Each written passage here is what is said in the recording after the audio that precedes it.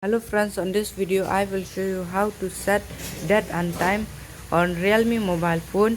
First of all, you have to go on setting. You can find your setting, click on setting, then you have to scroll down, then you can find your system, click on system, then you can find your date and time. You can see your date.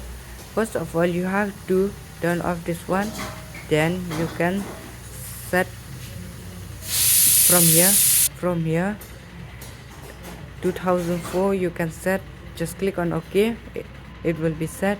Then you can see your time, it's not working. First of all, you have to turn off this one, then it will come like this. You can see here, you can set like this,